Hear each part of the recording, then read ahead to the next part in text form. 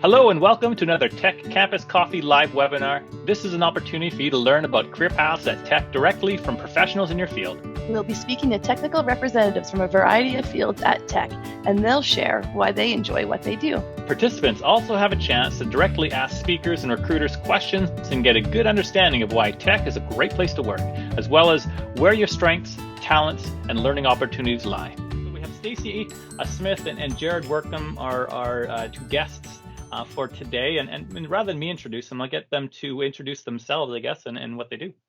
Awesome. Or maybe a little bit of background first. Yeah, sure. And I was hoping maybe you could put that picture for the safety share for me the whole time I'm talking. The one with the little llamas or whatever they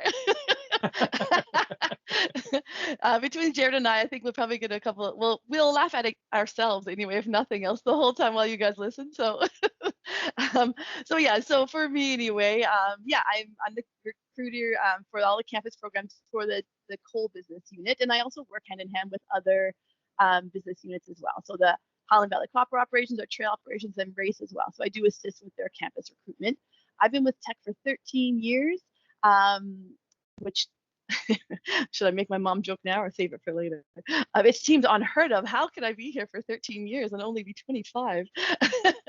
But yeah, I've hired a lot of students. So if you look at numbers, just to throw a couple at you, I've hired over 1,000 students since I've been working for Tech, and then I've also hired a lot of EITs and professionals as well. So that would be somewhere around several hundred professionals. So I guess when you think about it, I've probably done at least 3,000, maybe 3,500 interviews at a minimum over the years. So I guess I've been through this process a few times. So I could probably give you a couple tidbits on on helping you lead to your success, I guess, in terms of the interview process and then obviously landing a job with Tech.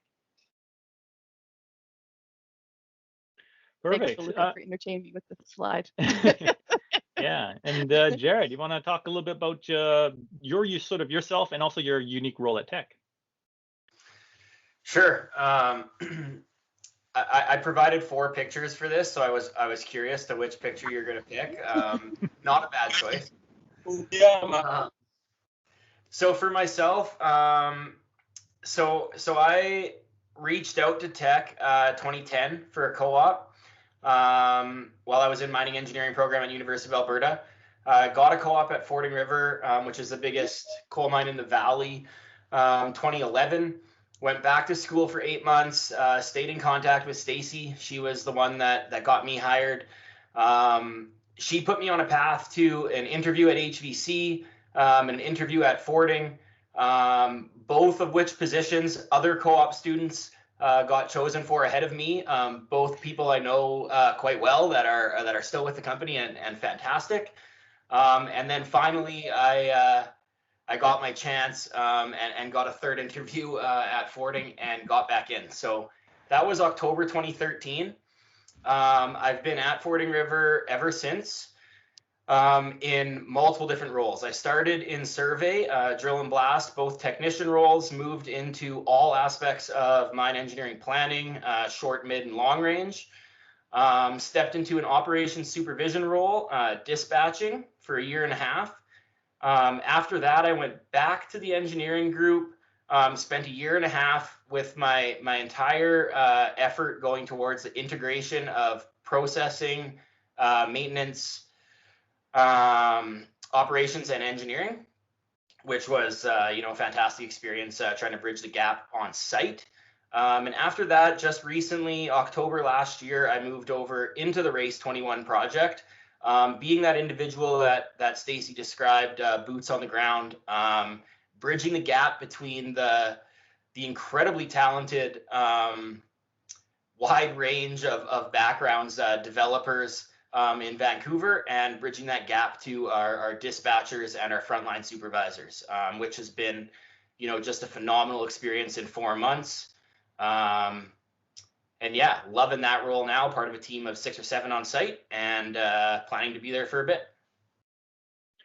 Great, thanks, Jerred. So it's a little bit of background on our speakers here. Now, this is Ask a Recruiter, and what I want to encourage all of you to do is to use the chat going forward to post any questions that you have, and I sort of want to emphasize. So we have, I'd say around 50 plus positions that we're looking to, around 50 positions we're looking to fill for May. And most of them are going to be in sort of the cold division, steelmaking cold division. And Stacey is going to be one of the key people to in terms of, I call it a gatekeeper. And so, this is your opportunity to sort of pick her brain and what she's looking for. So maybe we'll just start off with Stacey, any advice for students in terms of, what should they be doing? Sure. Yeah. So maybe a good place for us to start is maybe just at the initial stages. So obviously our postings are up on the website right now for the co-op positions. And so I'll speak to co-op, and then I'll speak a little bit to the EIT or PIT, professional training, sort of those beginner roles, I guess, as well. But for right now, the co-op, they're up on the website. They'll also be marketed throughout a lot of the schools across Canada as well. So you might see it through your co-op office, or you may see it through the Teck website. So either way, you can see it that way. So I guess I know someone's asked about qualifications we're looking for. I guess a good way to approach that, obviously from a general sense today, is you're going to usually include a cover letter, a resume, and then likely your transcripts as well. I know for co-op we ask for transcripts. So to start with cover letter, I guess a few things, words of advice or words of wisdom, I don't know if you want to call it that, but it's really looking at making sure you proofread your documents. I know it sounds super basic, but it's really, really important. I can't tell you how many times I've seen a cover letter or a resume that has Teck spelled incorrectly, say, for example. It's kind of a personal pet peeve. So make sure you spell the company name right. Make sure you have the right company, because I know how this goes. You're probably applying for, 10, 20, 30 positions at any given time. But it's really important just to give it a quick little extra look over before you throw it in. And it's not a deal breaker for me, but it's just something that it's really nice as a recruiter to see that little special effort, as well as, putting a little extra effort into the cover letter and adding a little bit of detail about why Teck is appealing for you. What is it that interests you? Showing that little bit of interest. Like maybe you say, hey, I attended a campus coffee, and I really like the sound of the technology part, or whatever it was that you were interested in. Those are all great things just to show us that little bit of extra effort that, yeah, you know what, this person might be actually genuinely interested in the company and long-term perspective. Because at the end of the day, this is our efforts. The co-op program is a way for me to build a talent pool for future long-term opportunities. Exactly what happened to Jerred is sort of the dream, right? It's get a co-op role, get them hooked on the company, and then we have a long-term now senior engineer that's working for us, that's providing great value. So that's the whole name of the game. Moving forward from that, resume, something to keep in mind, a quick tip that I usually share with people is that you make sure you want to highlight your skills, but keep in mind it's likely someone like me who is not an engineer or not a technical person, that is just looking to make sure that you fit the bill in terms of the posting. So look at the posting, make sure you highlight how your skills are relevant to what that posting is telling you. That's really important for any job, because it's probably not a technical person looking at your resume. Jerred wouldn't see all the resumes. I would go through them first and provide him with a short list of maybe the top 10 resumes. So make it really understandable for the layman when you do your resume and cover letter. And then transcripts, I'll mention that quickly, Misaki, then we'll head to the questions, but cut you out before you even get to me. But transcripts, again, I know some people get kind of stressed about that or worked up about that. I'm going to see all your marks. Believe me, we're not going to dissect them. It's a nice addition, and certainly I'm going to give it a once over. And then I guess the biggest thing I would be prepared for as someone coming in for an interview is if there's any indiscrepancies or differences in your transcript, say you had a fail or whatever it was, don't be worried. It's not going to throw you out of the whole situation, but just maybe it's something that we would talk about while we're chatting. So just be prepared to have a bit of an answer or maybe a discussion around, oh yeah, what happened there? Or why was that a bit of a sort of an outlier compared to the rest of your marks kind of thing. But that's the most you really have to worry about in terms of including your transcripts. But it's just a nice to have so we know what courses you took and see how they're relevant for the role that you're looking for. Great. So I see that students have put some great questions in the chat, which is good. But I also see some hands are up as well. So yeah, if your hand's up, we'll come to you. So maybe we'll start with some of the hands up. Oh, one just disappeared. I think Jawaz has had a hand up. Yeah, I'm still here. Sorry, I just was logging in from the web here. Yeah. Hi. So thank you both for the presentation and the llama picture, of course. My first question is, I'm a third-year chemical engineering student right now at the UFS, and I am looking for a summer opportunity, not necessarily a co-op, but a summer opportunity for 4 months with Teck. Are there any possibilities for that? We don't have a lot of 4-month co-op, unfortunately, and we used to Okay. have a little bit, and we've sort of moved away from 4-month, and only because we found it's a really big adjustment for someone to come on to usually relocate, get used to the mining environment. It is a pretty unique mining environment, Yeah. unique work environment, let's just say. So we found 4 months is really challenging for us to really manage. So we've moved a little bit longer to more 8 months. That being said, we are right now evaluating our summer student program and whether that's going to run for the summer, and there may be a possibility of some technical roles within that. So I guess what I would say on that one, just because of COVID, we're sort of evaluating whether we're going to run the program this year. So keep an eye on the website. There may be some discussion around summer student opportunities, and those are 4-month in duration, and that would come up likely this week or next in terms of if the posting were to come up and if it gets approved. Okay, so nothing for summer as of now.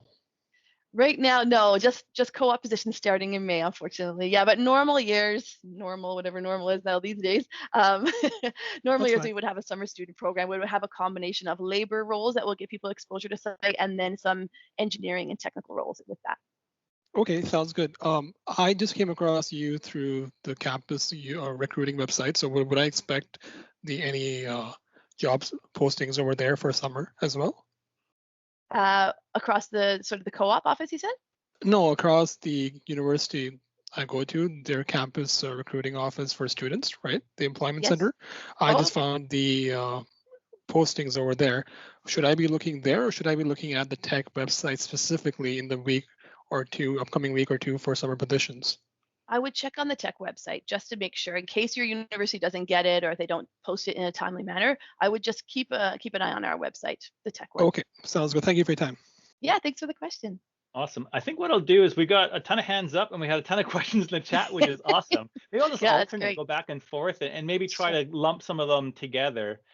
So Stacey, let's go with the next question, which is, what if I don't have Canadian experience? Is there any chance for me? And that's by Mohammed. Okay, yeah, for sure, Mohammed. So there certainly is opportunity. I know sometimes it can be challenging to bridge that international experience to Canadian experience. So what I would suggest is making it really clear and having a good explanation.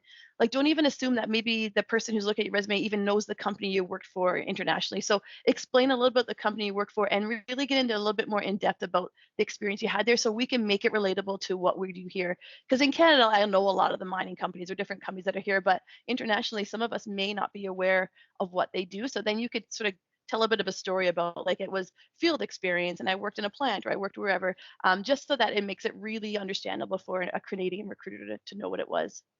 Okay, and just to build on that, Carlos has asked, if you're an international master's student, would you recommend including a transcript from the bachelor's program as well from their home country? Or would Yeah, just the UBC master's transcript suffice? just the master's one is fine. Yeah, you got into the master's program, so you must have done all right on your undergrad. All right. Let's switch gears to, and I'm going to apologize, I don't have the full name, I don't think, but it's Sigurla at student.ubc.ca. Actually, I don't even know which order these came in, actually. Yeah, sorry about. Hey, Masaki, Yeah. sorry about that. I forgot that Teams hasn't formatted my email to my actual name, so it's just Sid. Yeah, thanks again, guys, for organizing this, and the laughter message was really great to hear after Blue Monday today. So Stacey, I'm a third-year materials engineering student at UBC, and I just wanted to know what kind of opportunities are available for co-op, because so far the postings that I've been going through are obviously primarily focused towards mining, naturally, because Teck is a mining company. But having spoken to some of your past co-ops, like Ashish, who is I think now working in Race 21, he told me that Race 21 is a great opportunity, and I was super interested in Race 21. So I was just kind of hoping to understand what kind of co-op opportunities are available that can lead me in that direction. Sure. Well, I'll speak to a little bit. I know that HVC, our Highland Valley Copper Operations, is definitely going to be looking for materials. We haven't got the posting up yet, but that should be coming up in short order. So just to keep that in mind if you're looking for that mining route. Outside of that, from the technology standpoint, I don't have a beat on the race positions yet. I know that they're coming down the line, and I know basically races, because they've been growing so fast, they're trying to get some senior people in line before they start hiring more junior co-ops and sort of new graduates. So I suspect more and more of those will be coming down the wire. But we're still working on it. So I guess what I would suggest is, I think that there's going to be some race roles, if that's the avenue you're interested in, or it would be really beneficial to get some site experience as well. And I think that's going to speak volumes to that next step for your career. So if you did look at that Highland Valley Copper operation and maybe potentially get in the materials group there. And then there's also Trail as well, which does have positions. I know they have process, and they definitely do hire materials there as well. So keep an eye on those couple of postings, and maybe even if it does say like it's a process engineer, they look at materials as well. Yeah, I agree. And sounds just good. to add to that, yeah, the materials, because it's more of a unique discipline, you might want to look at, even depending on what stream you're going to go in materials, there could be a materials sort of mech related position, or there could be a materials more chemical related position, and so yeah, so just depending on your stream is you potentially apply to some of those that are interest to you.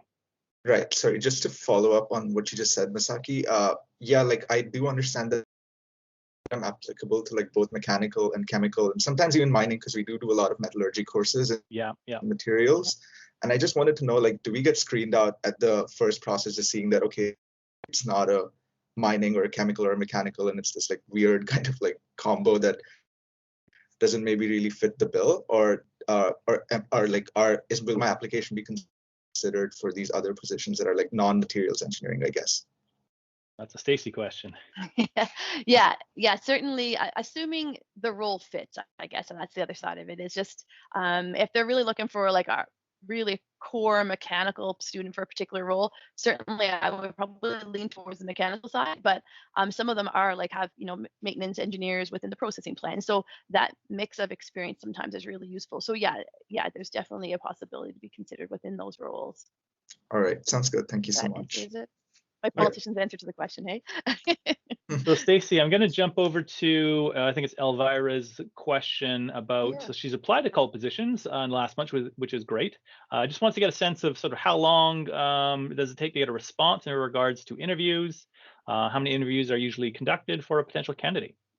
Great. Yeah, that's a great question. So I'm assuming we're talking about full-time roles here. So because co-op is pretty structured, I guess, in terms of the timelines, but certainly some of the full-time roles do.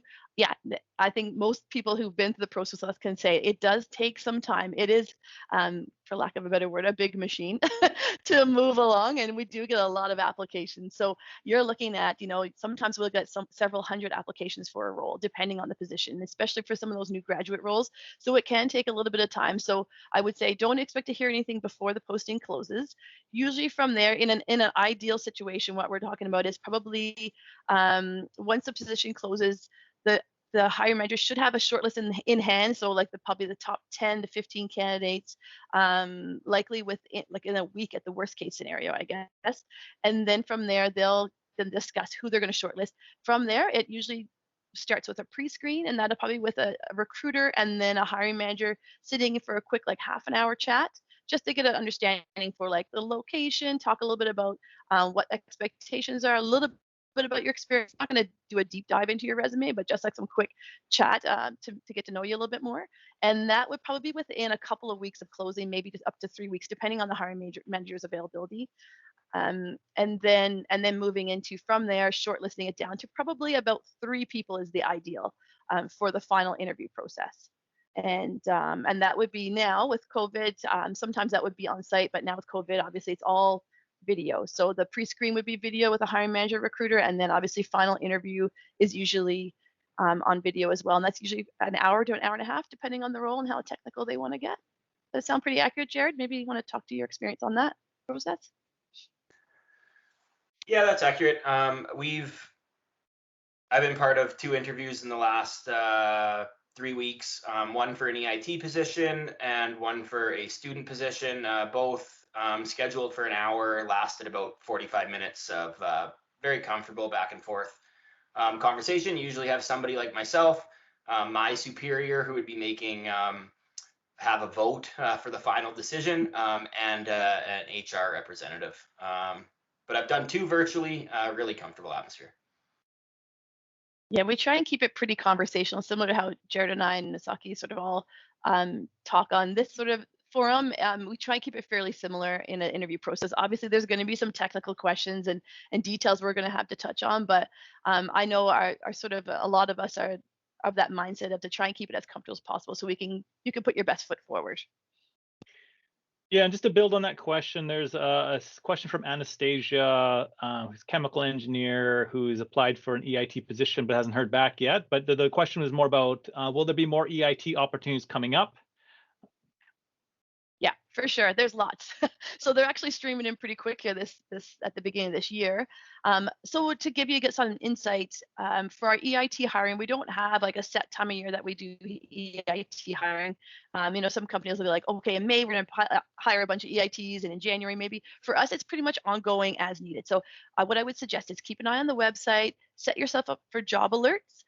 So that you're made aware of any positions that might come up that are relevant to your field of study, and then apply accordingly. And like I said, it takes us a bit of time to go through the process, but certainly, yeah, be patient and keep applying.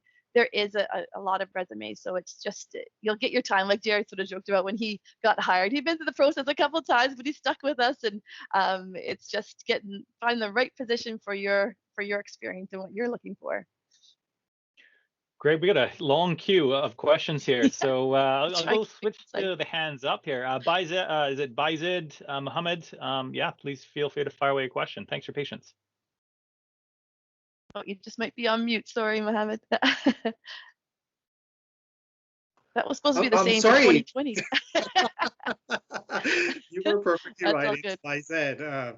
Just say bye and add a Z to it, and you were right on. I just want to say thank you for organizing this event. A little bit about myself. I'm Bayzid, and I'm an accounting graduate from Thomson Rivers University. I've graduated in 2019, and since then I've been working as an audit staff accountant in KPMG. One of the things I love about my work is I get to work with a lot of industry and learn best practices and great individuals. And I can clearly vouch that Teck is one of the perfect example of business excellence. And I want to be a part of that journey, of course, and I've applied for a position last month as a cost analyst.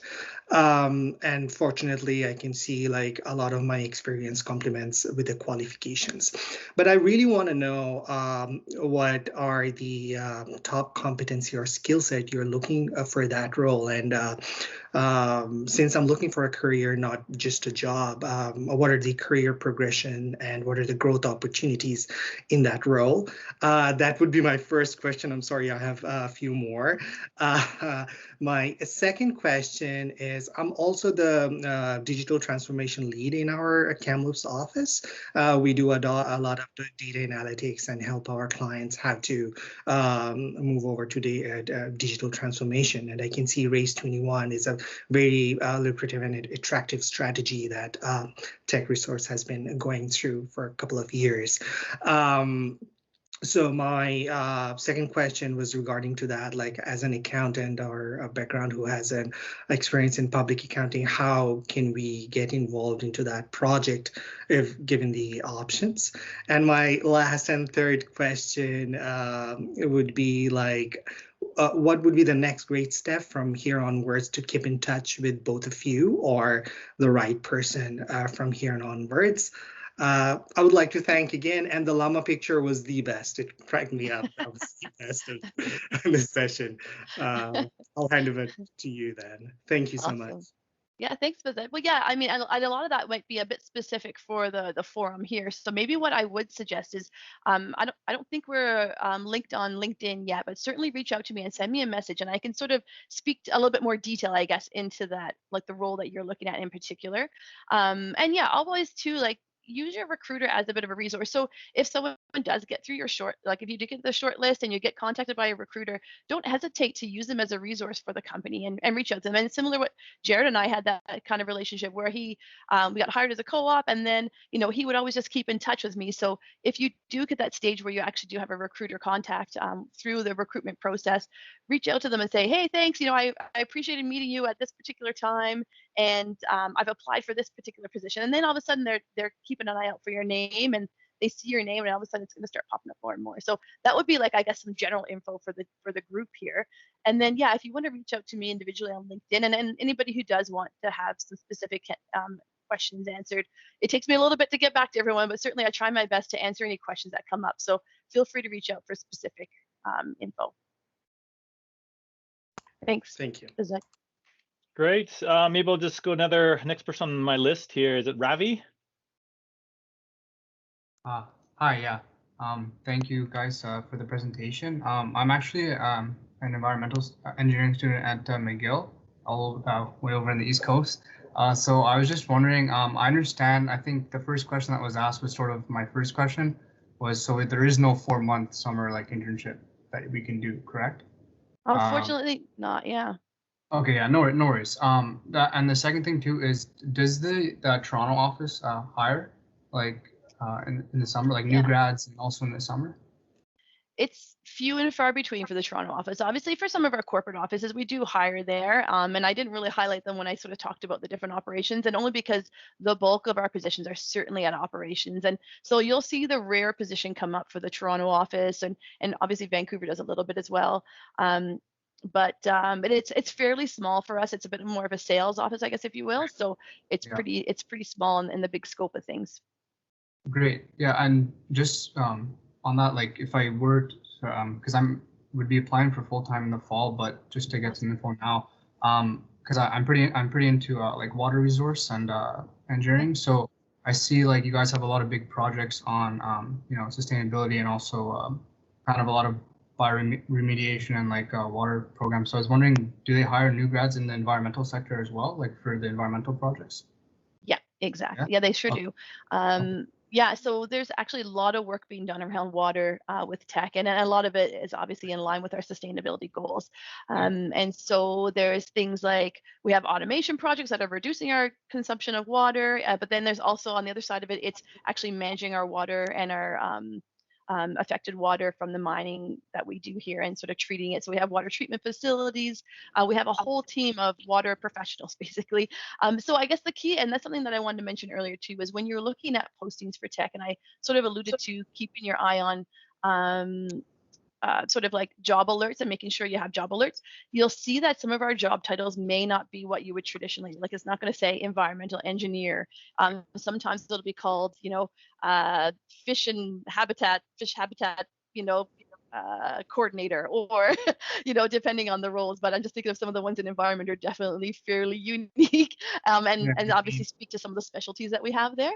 So I guess just be mindful that you're going to have to probably do a little bit of homework and look into the postings a little bit more than maybe you normally would, just to educate yourself on sort of what we call certain roles and different positions. Yeah, I saw Marine Aqua something this. Interesting. Aquatic life. Yeah, totally. I'll make sure to read the details and connect with you guys there, and maybe we connect with some representatives in that area. So thank you. Yeah, no problem. Thanks. Let's go with next up is it Jeshu Yang? Hello, my name is Joshua. So I'm currently a master's student at Environmental System Engineering at UBC. So I guess the first question is that, for people in the position like me, should I be looking more specifically for co-op or an EIT positions? Because I could potentially have a whole year or even more than that to have an opportunity to broaden my versions and learn from professional engineers and so the second question is again kind of being asked earlier, but for people in my position, what kind of skills or what kind of rules could I fulfill on the company, and what kind of skills and capacities could enable me to become a successful either employees or a candidates during applications. Thank you. Sure, thanks. So you mentioned, are you graduating your master's or you're still in the middle of your master's? Because I guess if you're graduated, I would look for an EIT role. Is that? Yeah, I'm still in the middle of my master though. Okay. Oh, okay. So you could take a time out from your master's kind of thing. Is that what you're suggesting? Right. Yeah. Long as you're returning back to school, we could look outside a co-op program. We do try and support co-op programs where we can, but if there's a special niche or a special skill set that we're looking for that we can find through a master's program that doesn't have a a structured co-op program, then certainly we could look outside that. So I would keep an eye on the postings if there's something that's really relevant to the area that you're studying. And then I guess in terms of, to speak from a general sense, because again, I want to make sure this is relevant to everybody on the call. In terms of specific skills and things that you could bring to the team, I mean, a lot of it is really just the team fit and the cultural fit. So when I talk about that, it's really like willingness to learn, motivation. Like I've worked for the company for 13 years and worked with a lot of different technical teams. And one thing I often say to people is you'll never meet a more passionate group of people that are just excited to come to work every day and excited about the kind of work we get to do. And that gets me excited. So it's really just coming in with that drive and motivation, the willingness to learn. We're not expecting people to come in, especially as an EIT or a co-op for that matter, to be an expert in their field. But if you're keen to learn and have that motivation, that's going to speak volumes and really, really add a lot of strength to that interview process for yourself. Jerred, do you want to maybe speak to that a little bit too? Yeah, I mean, you nailed it, Stacey. It's the most important piece.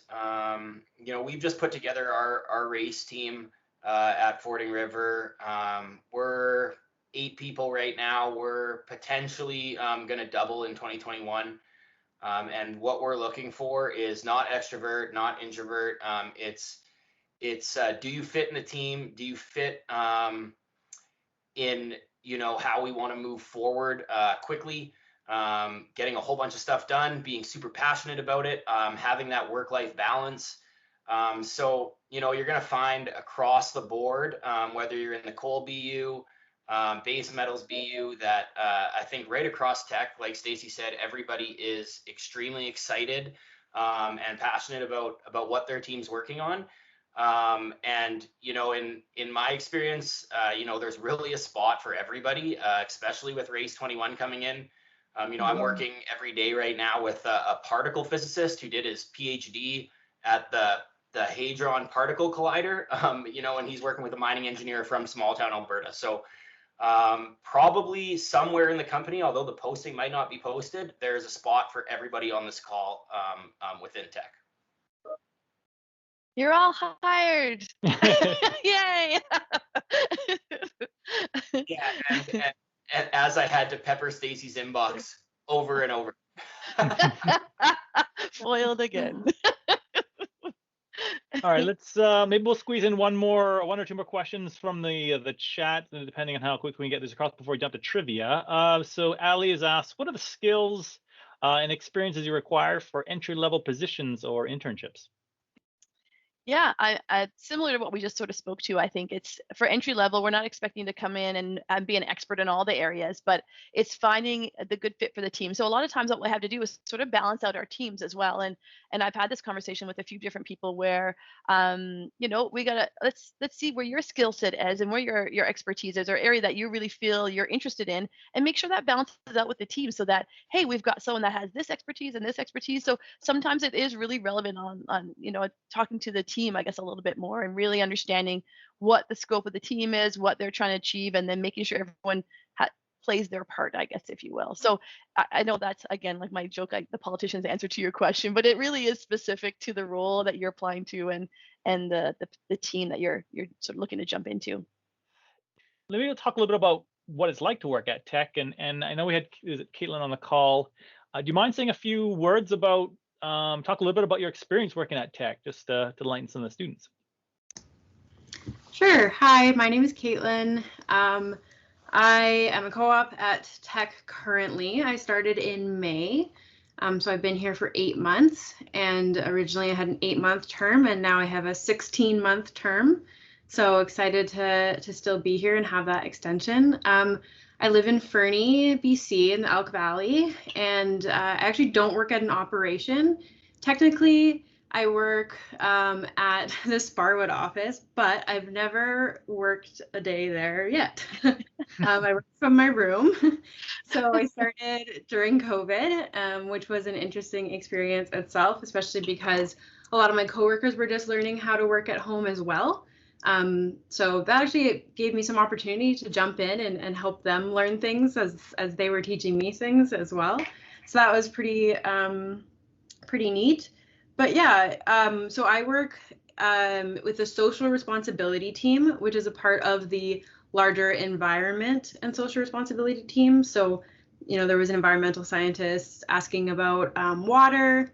That's the kind of people that I get to chat with, very smart subject matter experts. And with the social responsibility team, I work with Indigenous and community affairs. So my team, we work with the Elk Valley locally. We work with the Ktunaxa Nation, which is the local Indigenous nation that has rights and title here. And so part of my role is like a boundary role. So Jerred talked about taking and hearing from corporate to the people that are in the valley. We kind of take what we hear from people who live in the valley and bring it back to the scientists and the people that are working on all the environment initiatives and that are working at the operation. And then we also listen to people from the operation and the scientists, and we communicate that back out to the communities. So definitely, so I'm a business student. I have one semester left, but I am a marketing and social responsibility are my majors and minor. So for me, just finding this position was really cool. I found it, actually a friend showed it to me and I brought it to our co-op office. I go to school at the University of Lethbridge in Alberta, and I kind of did a self-directed co-op because yeah, it was called social responsibility, and those jobs don't really exist. So I was really excited to have the opportunity to work with the social responsibility team and work in Indigenous or with Indigenous populations. I would say, like, some of you were talking about summer positions, and I had that same feeling where I was just looking for a summer job, and then I found this 8-month position, and I hummed and hawed over whether I wanted to delay my schooling, and especially because I'm a little bit older of a student, I was kind of just wanting to get it done. But I'll say that 8 months in, obviously I'm enjoying it because I asked for an extension for another 8 months, and it's been really great to see my previous experience of like with nonprofits and really small organizations, and so to just get varied experience and to work with, as Jerred and Stacey have said, like really passionate people, and build a network within the mining industry, but also within the social responsibility industry, and just across a lot of different fields, people that are excited to come to work every day and make Teck better, and yeah, work with people that are on the same page. So yeah, and the Elk Valley is really nice. If you have never been here, it's beautiful. There's mountains. You can go like mountain biking or climbing and hiking and camping. So that's a good time too. Awesome, Caitlin.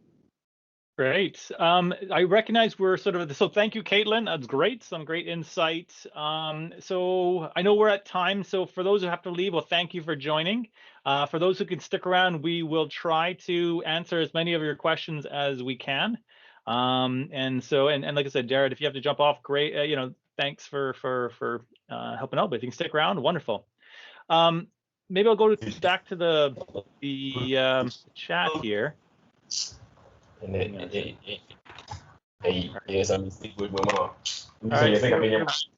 Someone's mic is not on mute. All right. I just sent you the question, Saki, in the chat. Oh, sorry. I just sent you the question, the next question in the chat. All right. Oh, thanks. Perfect. All right. Well, let's hang on. So what are the scopes of people from different backgrounds, like different fields of study? Yeah. Maybe Jerred, keep me quiet for a change. You want to talk a little bit about the different disciplines that you work with in your area? Sure. expertise? You know, I said it before, in that Teck probably hires the scope of work that represents everybody on this call. You know, I work with all disciplines of engineering, environmental, materials, processing, chemical, civil, everybody in HR.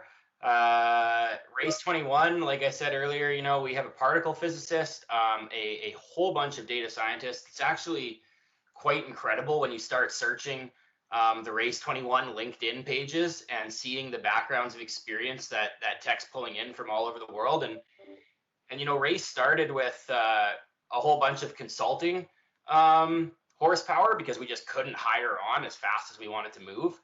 And now Tech's really taken it into themselves, doing most work internally. So really hitting all aspects of that technology side. I saw the one comment in the chat saying, I'm hearing to come work for Teck, but what I'm hearing is Tech, T-E-C-H, which I think is a great comment. It's definitely moving that way. And then, you know, I spent a lot of time on the front line of Fording River. So we've got survey technicians, civil technicians, all types of laborers, all tradesmen, tons of diversity from the front line all the way up to Vancouver. So again, really your background is widespread. Yeah, and I think that sometimes people don't think about that when they think about mining. I think their first instinct like, oh, mining engineer, maybe mechanicals. Like right now, if I look at my openings I have from a for co-op perspective, and that's usually sort of indicative of like the future and where we're going to be heading. Literally about 25%. I hire more digital systems or technology students right now than I hire mining engineers. So it's kind of unique for a mining company to look at it in that perspective. Yeah, different change. Yeah. I'm just going to jump to the next question in the chat that I've got here is, when are their co-op postings going to close? Yeah, so right now I think we have until mid-Feb as the closing. They may get extended, and it depends on how quickly I can get through my recruitment. So I'll be doing discipline by discipline likely, and so I'll probably start interviews likely, I would say early Feb, and then the postings will keep running. But just be prepared that the earlier you get your application in, the better for sure. And then it'll continue into probably till late March, probably by the time I get my recruitment fully completed. But yeah, the postings will be up for sure by mid-Feb, may get extended if we need more applications or we're not able to get into the recruitment of it yet. We might just extend them. So far anyway. And there's a couple that I think might end early Feb that were just posted for a couple of weeks so far, and that those again may get extended, but better to be on it early if possible. All right, next one is a student wants to know if we have a preference for a graduate, a master's, or a undergraduate, master's, or PhD students.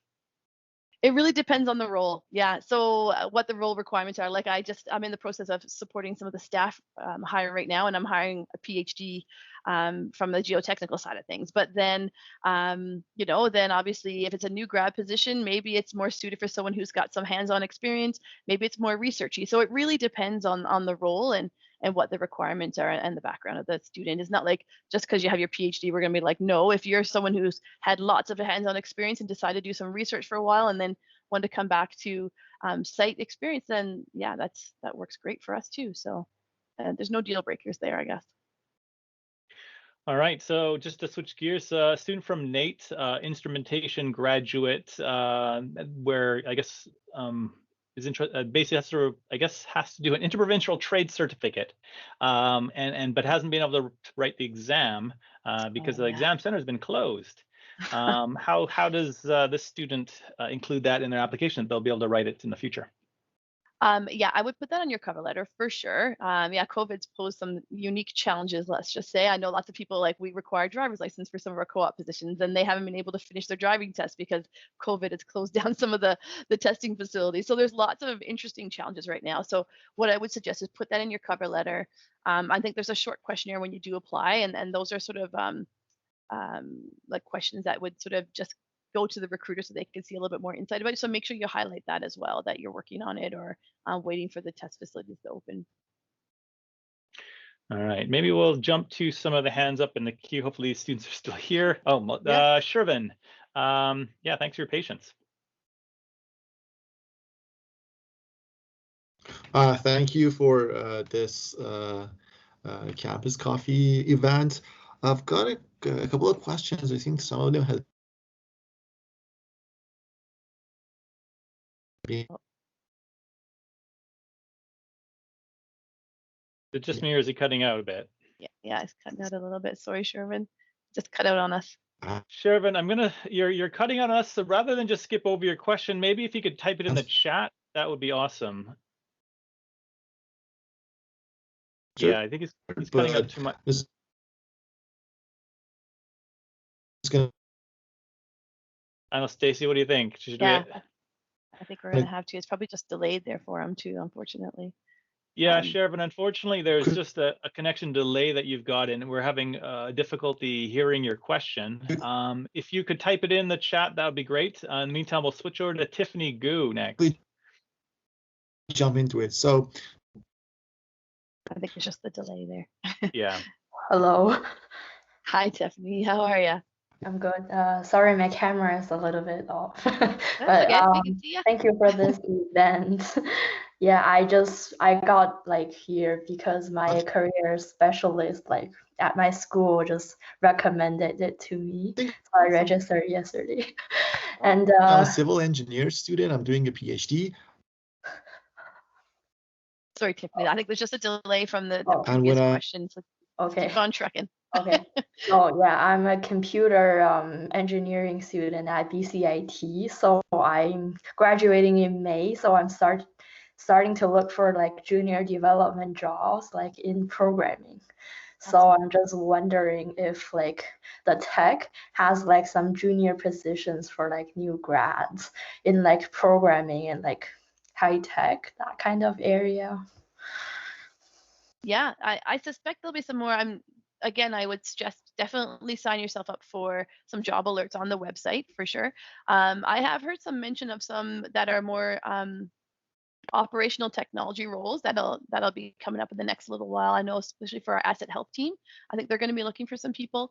And then the other suggestion I would say is I think RACE is going to start picking up their recruitment for the more junior level positions. Maybe Jerred can speak to that a little bit more, but it looks as though those will likely start picking up here pretty quick because they've got a lot of their teams in place and people have experience now that they can start supporting more junior employees as well. That's awesome. Like when that's a good time to kind of start applying, because like I can't really graduate right now, but like in 4 months I could be able to make it. Yeah, home stretch. That's awesome. Yeah, so I would suggest over the next couple of months start applying. So within like February, March, I think that's a good timeline. Like it does take us a while to go through the process. So certainly if the job posting's up in February, March, they would anticipate that they could likely have someone start for May, and that would be totally comfortable. Awesome. Thank you for the answers. Yeah, I appreciate it. Thanks for the question, Tiffany.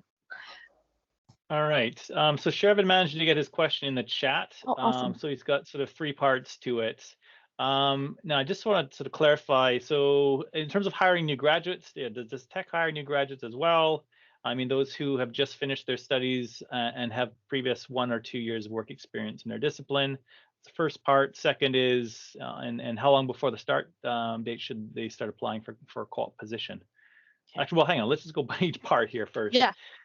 So the first part, yeah, does Teck hire new graduates as well? Yes. Yeah, there's a combination for that. When we see a new graduate position, so sometimes it might not say EIT, it might not say new graduate. Likely it rarely says new graduate. It might just say EIT. So sometimes we'll have a combination. We can look between 1 to 3 years experience. 1 year may be a year of co-op under your belt. So just maybe be mindful that it may just say engineering training or professional training, or may just say like accounting, or whatever it is. It's probably going to just name the title. It probably won't say new grad position always. And that's just the way that we've historically done it anyway. So just keep an eye on that. But certainly, yeah, it'll be anywhere from 1 to 3 years. And if you had like a year of Teck experience or other co-op that's super relevant to Teck, then there you're going to leg up over lots of people there as well. So in terms of co-op, like the postings are up now. Co-op is pretty structured in terms of recruitment process, I guess. So the postings are up. I'll start doing my interviews likely February. It likely lasts somewhere between 1 to 2 months for interviews, just because I have 50, so it takes me a little bit to get through everybody to hire. So that's a couple hundred interviews to tuck away the next couple of months. And then so apply as soon as you can, and then obviously before the posting closes. So usually I'll close them up around middle of Feb, and just make sure you get your application in. For EIT, similar to what I just said to Tiffany, make sure you if you're planning to graduate in the next couple of months, then give yourself a couple of months prior to graduation to really start hitting the ground hard in terms of getting your application out there and start really actively job searching, because then it's a bit more realistic for the hiring manager to say, okay, yeah, I can make it work. If for the right candidate, I can wait until May starts, kind of thing. But if it's a year in advance, they're going to be like, no, I'm not even going to look at that application yet, because I'm not prepared to wait that long, right? So I wish to say that we were, that far in advance in terms of recruitment and planning it out, but most times it's unexpected, or there's a movement within, and then we had to fill a gap. So it's usually a pretty quick turnaround. And by the time we post, probably in an ideal circumstance, we probably want them to start last week. It's often the case. And yeah, I mean, there's different positions for co-ops and new grads. So the third part of Shervin's question there, do you prefer a co-op or a fresh graduate? Those are two completely different roles. Our co-op program runs very separately from our new grad and sort of engineering positions. So it's a good feeder for them, for sure. Like Jerred had experienced, he was a co-op, it gave him site experience. So that helped us, he was a known resource already. So we knew he was a good performer. We knew that's something that we wanted. So that's obviously, it gives someone a leg up if they have some strong tech experience, but it's a different program than, say, the EIT strain. Yeah, and just to add to that, like we set aside a lot of roles for co-op students specifically. Like, we have a robust co-op program because that's Tech's commitment to professional development and preparation of PITs, EITs, making sure that, and so we won't fill those co-op positions with a full-time position because it disappears. And we want to make sure that we have opportunities for students always. Next question from Elvira, pretty quick question, I think. It's, do we send responses to applicants who aren't selected for interviews? You will get one towards the end of the process, and only because sometimes we have to go back and revisit, or we may consider those same group of candidates for a couple different roles. So you might not, if we've moved forward with like a short list, you might not get a response until the process is through, which is why sometimes it feels like it takes a long time. But it's only because we may have to revisit or maybe use it for a couple different roles if something else comes up during the posting process that's a similar position. So that's sort of the method to the madness there. Yeah. Are there opportunities for geologists? Yeah, there sure are, all kinds of them. Yeah, we have people that specialize on the geology side, so like you're looking at like a coal quality type of role. We also have obviously geological engineering, geotechnical engineering that are big areas of growth for us, especially of late. We're doing a lot of work in that space and big improvements in that space. I think that goes hand in hand with a lot of the technology development that we're doing. So yeah, so certainly there's lots of different opportunities. Jerred, what am I forgetting there from the geo space? Haven't talked about. We're also hiring geologists for Race 21. There we go. Good. Yeah, good to hear. And Mohammed, another question, but he's got 7 years experience, but he hasn't heard back yet. So it's a matter of us working our way through, I imagine. Yeah, for sure. After my position at Tech. Okay. Yeah. No, I'll be mindful of your name, Mohammed. I think that I'm not sure. I can't remember if is this the Mohammed that we talked to. No, it's not. Different spelling. Okay, yeah. Keep applying. I know sometimes it can be frustrating. It is a big company, and it's hard to get back to everyone and give them a personal response. But hopefully, you'll get through the process. And I would say just keep getting experience and building that resume, professional development, doing more courses if it's relevant, and learning more about the mining industry. And hopefully, we'll get you in the door. Sounds perfect. I'll send you both a request on LinkedIn, and I'll send you my resume if you have any suggestions. I would really love it. Thanks a lot. Awesome.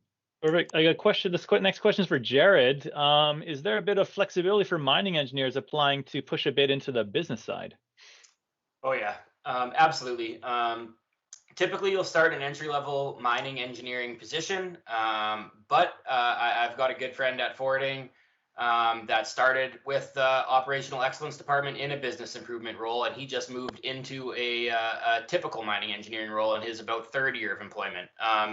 It took me 7 years. I just moved into my business opportunity, but 100%. I've had great experience putting forward my development plan every year, and if you're performing well, and you have interest, you can really reach into a lot of different cross-mental departments inside the company. Great. And we'll switch back to some of the hands that are up as we get through some of the chat ones. Oh my goodness, I'm going to struggle with this name. Divyatej. Yes, thanks for your patience. Yeah, it's Divyatej. I know everybody does like that. My name is pretty much hard. So yeah, first of all, thank you everybody for organizing Campus Coffee. It helps us students who are seeking co-op very much. And so as Stacey says that they are looking for more candidates for digital systems and desktop support. So what are the skills you look for the most for the candidate of digital systems? As one of my friends is working for the desktop support, Joban, but this post I have not heard about much. So can you please elaborate for me? Sure, yeah. So every term we usually have a desktop support role. So I'll speak to desktop support just because it sounds like that's the one you're a bit more interested in. Honestly, that role is a lot of, obviously we want you to have some technical experience, but it's pretty broad based because you're working with internal clients like ourselves, like the Teck employees, and supporting them with all their technologies. And so a big part of it literally is communications and customer service. If you have some skills in customer service, and that really helps that job, because you're multitasking, you're balancing lots of different, like a queue of of issues that are coming through, but it's also like being able to talk to the user to figure out, okay, what is the true problem, or what am I working with here? Because sometimes the user may not fully understand the issue, right? So it just makes you that much more successful at that job. So I think that's such a big part of it, in addition to obviously, maybe a computer science degree under your belt, and helps you have that little experience in a lot of different areas. Because it could be a networking issue, it could be just adding a printer for that matter, it could be the scope is huge. So that's a big part of that role for sure. Thank you so much. One more question, I am a third year student in computer science at Thompson Rivers. So awesome. You guys prefer students in fourth year which are near to graduation, or you prefer the third year students more?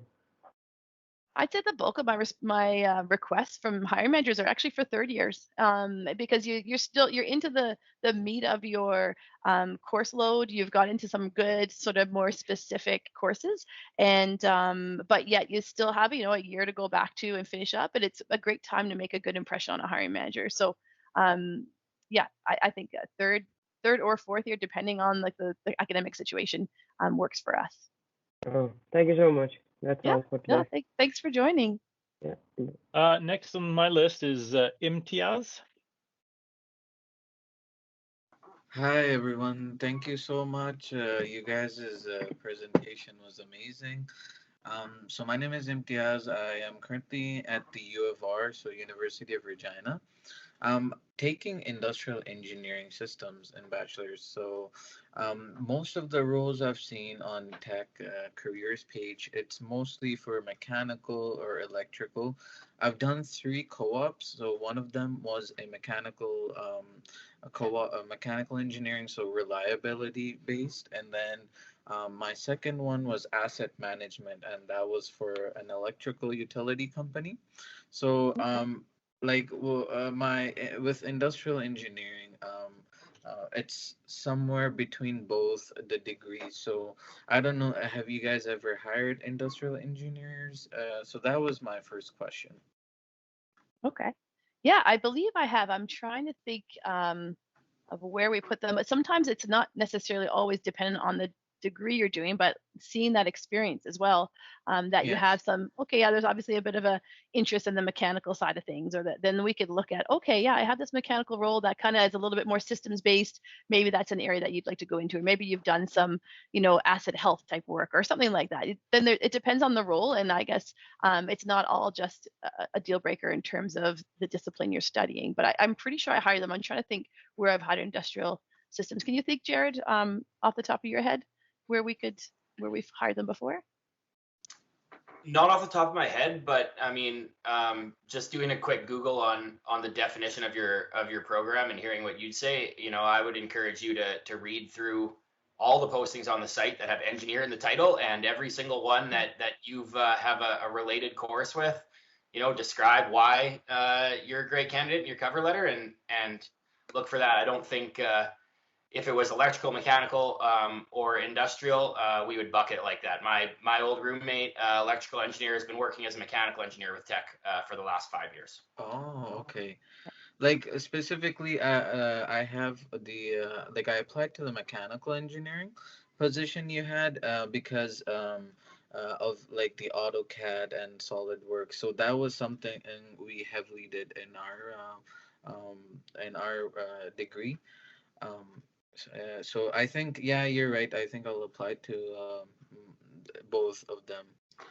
Another question I had is, so part of my program for co-op, I need to do 4 co-op terms. So I've already done 3, and I'm looking to like do another one. So for example, I know you guys mostly prefer students that are applying with like during their coursework, but I'm a 4th year student, and I was advised that I can end on a co-op term.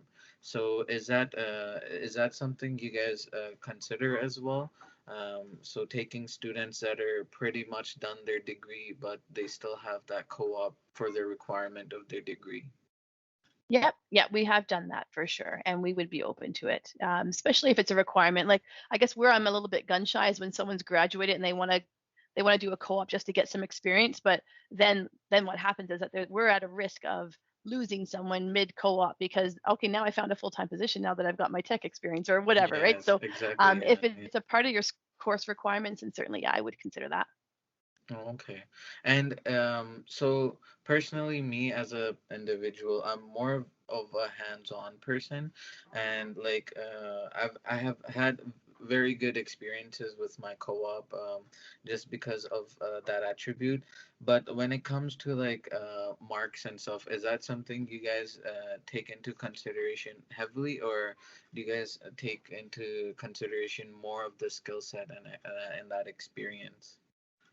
Yeah, it's a lot about hands-on, and maybe Jerred, you could speak to this too. I'll look at the transcripts, but honestly, it's not a deal breaker for me. I want to hear the story around it and around what your experience is and the hands-on experience. So, hands-on is the bulk of the role, especially at the site level for us. So Yeah. for us, it's having someone that can relate to the teams, work with trades, or work with the various different areas of the site, is so much more important than whether you got a 75 or an 80 or those things aren't a deal Yeah. breaker. As long as you're going to Okay. graduate, like that's important. Yeah, I agree. Yes.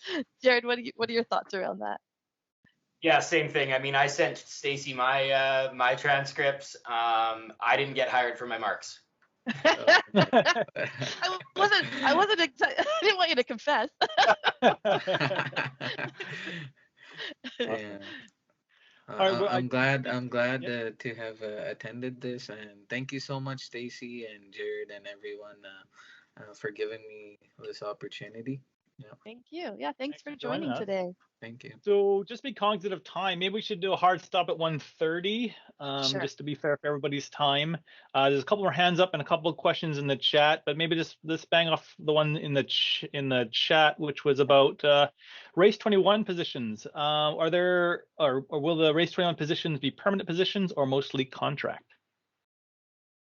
I suspect they'll be permanent. I think, yeah, we definitely relied on some contract, like Jerred had said, in the beginning, and only just to get us off the ground and get things rolling quickly. But the plan is, yeah, I know it's a bit deceiving. It says race 21. I know we're in 2021 right now, and that was sort of the reference to 21. But that was just more of a goal setting. This is going to continue. It's not going anywhere. We've got lots of projects to do, and certainly it's going to be a long-term. It's a long-term plan for Teck. Hey, Jerred. Yeah, absolutely. And the new positions we're bringing onto our team, we're already talking to the other departments about integration and rotation through the on-site race resources. So definitely race is here to stay. Awesome. And going back to the hands up, and if we can keep it to one question each, and then we'll hopefully get through them. Im Sagnik at student.ubc.ca. Hi, thank you, Miyoshi. First of all, thank you very much for organizing this event. I have been following Teck after going through the corporate nights, and which mentioned that in one of the companies which is doing good for the society, which is quite surprising for a mining company going after sustainable jobs and all. I spoke to you, Stacey, in the September Vancouver this event you had held, this college event for UBC and SFU. So at that time, I had asked you the same question about whether you hire business students in co-op programs. You told me to wait till January 11th, and after that you'll be having something for me. So I've been waiting all this time, especially for just what you reiterated, that the company hires to see the fit, not just whether you have good marks or you have a very good resume. So that attracted to me a lot, and I've been following Teck since that time. And since I'm following the company, I saw that you have opened up a lot of opportunities since January 5th and January 11th. But I see that most of these are for engineering and for Race 21 software engineers. I was wondering if you could throw some light if there will be some co-op opportunities for business students, because just as Caitlin spoke now, she's a business student and she's like loving it there. And she didn't get through the normal recruitment process. I would like to know more about how do I apply for it. Thanks for calling me out on that one. Just tease it. No, you know what? That's a great question, because generally what will happen is at the beginning of the term, I'll throw out some of the engineering positions that I know are going to come through. They basically cycle through every term. So even prior to me getting all my approvals, I'll put the engineering ones up because I know I'm going to have mining, mechanical, process, and then the digital systems roles. So those are up, they're ready to go. I actually am planning on having some business roles come up here, and I'm just waiting for final approval, and they'll go up on the website as well. So I know for a fact I have one within the accounting space. So there'll be there's a couple of finance accounting ones, so a couple in operational excellence, as well as our accounts payable group. And then there might be something within talent acquisition as well, so within the recruitment space as well. So that one, I think that's what I know of so far. I'm still waiting for a few more positions to come through and get their final approval. So hopefully there'll be more than that, but I know those will be coming on the wire. So hopefully by the end of this week, once my approvals come through, you'll see some more postings come up, and those will be a bit more business and a little bit more specific, different ones than the usual ones. Thank you. Thank you very much. But thanks for hanging in there. Yeah, I appreciate the persistence. And Nick, I can guarantee there'll be business positions coming up in a week or so. Yeah. All right, so we just got 3 more hands up, and so Ravi, you're next. Yeah, sorry, I just had a quick question. So just to confirm, I checked, I'm pretty sure, but the only East Coast operation, our offices are Toronto and in Canada at least, and is it Newfoundland or St. John? Yeah, that one's the one in Newfoundland is in care and maintenance right now. So we actually don't do any hiring for that one. It's pretty much closed, and we're just managing the environmental side of things, but we don't really hire any students out there. Right. And they don't plan on opening anything in Quebec, because I was surprised because Quebec's huge and no, we don't. I mean, we have some exploration projects and partnerships out there, but in terms of from a hiring perspective, we usually just focus on the big operations that usually take on students. So yeah. Yeah. Okay. All right. Thank you. Yeah, the future for us is Chile and copper. It's such a big and exciting project that's where a lot of our focus is going to be. We have some great projects in BC as well that we're looking at, but I really believe the focus is really going to be on Chile. Right. And those are basically the operations ones are the ones that are kind of in person, and right now you guys are remaining remote for the corporate offices and stuff. For corporate, we're all remote, and then the sites it's a combination depending on the role and how much you're needed at operations. So we obviously tried to limit as many people at operations as we possibly could. So that might mean that some people are at site, and then some people are working remotely, and then we'll do a shift and switch the groups back and forth so that everyone gets a chance to be at operations and still have a finger on the pulse of what's happening. But yeah, from a corporate level, yeah, we're all remote and continue to be, and I suspect it'll be until a vaccine is widely distributed. Yeah, I was just gonna say that I'll probably know by the end of the summer, kind of, because if I'm applying full time, I'll sort of get an idea then. And I know BC is doing better than like Quebec and Ontario, so Yeah, well, yeah, but and remote is going to be short-lived. I mean, at the end of the day, a lot of us, especially if it's a site position, yeah, right now we might be working remote, but the plan is eventually that a good bulk of us will be back at operations, especially in positions that are required at operations. Awesome. What do you think? Next up, yeah, thanks, Ravi. Next up, Vatsal. Yep. Hey, I met you guys in the programming one, I think just a week, maybe in between a week ago. It's been very informative, both sessions. I'm going to be quite crisp because it's 1 hour, 30 minutes. It's a long time. So you talked about how how postings are just going to keep on coming. And I found, and a few postings have been quite attractive to me. Do I apply for them before, suppose my dream job comes, because just to like reduce risk? Because suppose if I do not apply for a job and I do not know what job's coming, do I apply for a job which I think suits me for the time being, or do I wait for that job to come? I guess it depends what's a deal breaker for you. So if there's one that's of interest to you, likely this is just a small little tidbit of what that role is going to be. So you're not going to, like the postings, I'm not able to get into the real meat of what the role is. If they're one that piques your interest there, I would suggest applying. And then once we chat, and then potentially with a hiring manager as well, and they can get a little bit more into the technical piece, I think you'll find that there'll be lots of pieces to it that maybe aren't even mentioned in the posting that would be really interesting. So yeah, I wish I could get in really in depth. I know, like for digital systems in particular, it's tough for me to get into it.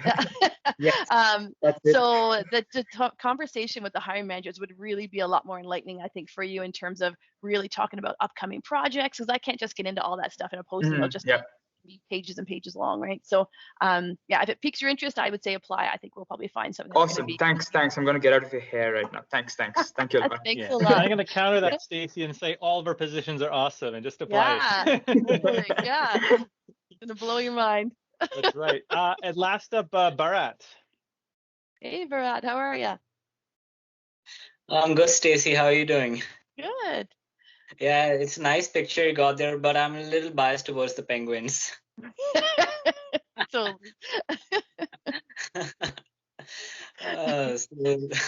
Stacey, my question is, so are there any HR opportunities, like new grad HR opportunities coming up in the summer?